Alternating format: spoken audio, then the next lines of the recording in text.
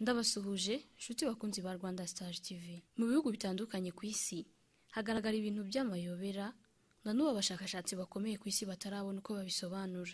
Ibi bintu iyo ubyitegereje ubona birenze ubwenge n'ubushobozi bwa muntu ku buryo hari ibyo ubona byaba bikoreshwa n'imbaraga zidasanzwe. Ese ibi bintu harimo ibifitanye isano n'imbaraga z'umwijima? Haba se harimo ibikorwa n'imbaraga z'imiterere y'isi? Ntucikwe n'iki kiganiro. Ni ikiganiro tugiye kugarukamo ahantu 12 ku isi hari amayobera arenze ubwenge bwa muntu. Tuguhaye ikaze kuri Rwanda Star TV. Niba utarakanda subscribe kandaho noneho amakuru yizewe kandi acukumbuye atazajya gucika. Reka duhere ku kibaya cy'igikanka cyangwa se Skeleton Lake. Iki ni ikiyaga giherereye mu gihugu cy'Ubuhinde, kikaba cyarasanzwemo amagufa y'abantu arenga 200. Bivugwa ko ari abasirikare b'Ubuyapani bapfiriye mu ntambara ya kabiri y'isi. Aya magufwa ngo rimwe na rimwe ajya azamuka akareremba hejuru. Tujye no ku isumo y'amaraso cyangwa se blood flow. Iyi sumo iri mu nyanja ya Atlantique. Umuntu wese uhageze atangazwa no kubona amaraso atemba mu nyanja. Abashakashatsi bakomeje kwibaza ikiba gitera iryo bara ry'umutuku, baza kuvumbura ko hari ikinyabutabire cya iron igituma amazi aba umutuku, bahera ko bahita isumo y'amaraso. Twerekeze no ku gishanga cy'urupfu cyangwa se Right Lake Playa, Death Valley National Park. Tugenekereje mu kinyarwanda twayita parike y'igihugu y'igishanga cy'urupfu. Iri muri California, ahantu utarebye neza wasiga ubuzima kuko haba amabuye agendagenda cyangwa se moving stones. Mu 1915 abahanga bagerageje gushaka icyaba kibitera baraheba.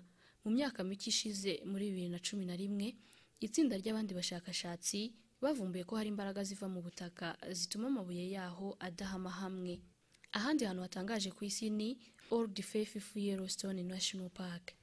Muri iyi parike y'ubukerarugendo iherereye muri Leta Zunze Ubumwe za Amerika hari ibintu bita geysers.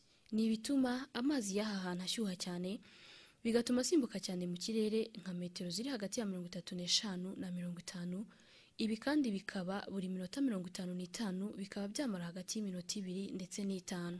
Ibi rero bikurura ba mukerarugendo ku buryo buri mwaka hasurwa n'abantu 3.5 miliyoni baturutse imihanda yose y'isi.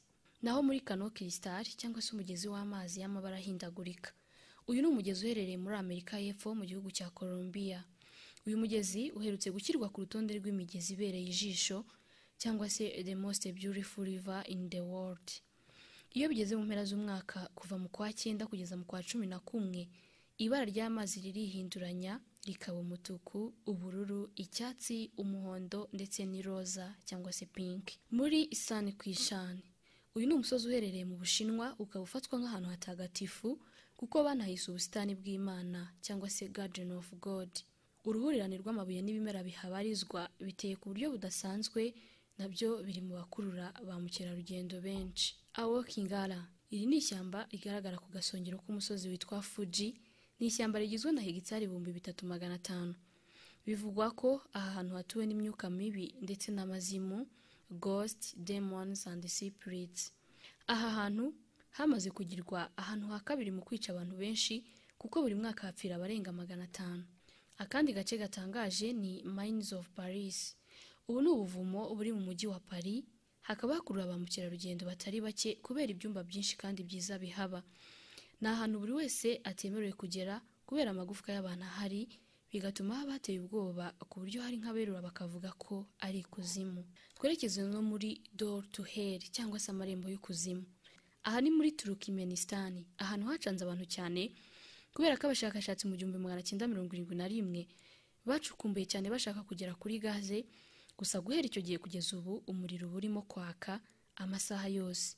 Perezida wa Turkmenistan yasabye ko hafungwa ariko biranga birananirana. Ni hamwe mu hasurwa na ba mukerarugendo benshi. Abashakashatsi n'abanyamateka bavuga ko iki cyobo gikomoka kuri gaze yari yacukuwe n'abasoviyete irayoba, maze iki cyobo ku rundi ruhande hariya nyine. Abasoviyete nta kimenyetso bahasize kuko birindaga ko byamenyekana ko ari bo babaye nyirabayazana w'iki cyobo. Bivugwa ko iyi mpanuka nta muntu n'umwe yahitanye, gusa biragoye kubyiyumvisha. Chateau Miranda mu gihugu cy'Ububirigi mu gace kitwa The Noisy Castle, nyuma y'intambara ya kabiri y'isi hatuwe n'abashakashatsi ariko ubwo bahimukaga mu 1980.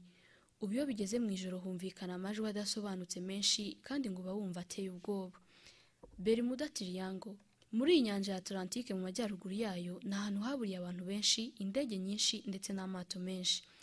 Aka gace kavugwaho byinshi kuko abenshi bahafata nk'aho ari amashitani, gusa abahanga mu by'ikirere bemeza ko muri aka gace hari imbaraga nyinshi zikurura buri kintu cyose gicaracara, kuko ababashije kuharokoka nabo usanga badasobanura neza iby'aho hantu, ahubwo bari mu gihirahiro. Cap Siniya, aha hantu haba harinzwe cyane, bivuga ko hariho ingabo z'abasoviyete zitorezaga nyuma y'intambara y'isi ya kabiri. Ingabo z'abasoviyete mu myitozo. Kubera ibikorwa by'ibanga bihakorerwa, abari batuye mu mujyi wa Zirikuru wegeranye n'aka gace barahimuwe. Impamvu nuko aha hantu ariho hakorerwaga amagerageza y'ibisasu bikomeye bya kirimbuzi cyangwa se nuclear weapons. Tutibagiye ikoranabuhanga rihari ry'ibigendajuru na radari biba biri aho hafi kubw'impamvu z'umutekano. Tubashimire cyane kubana na Rwanda Star TV, ibiganiro byacu bizakomeza, mudutera inkunga yanyu mukanda subscribe, mukoreshe ya kandi muduhe ibitekerezo.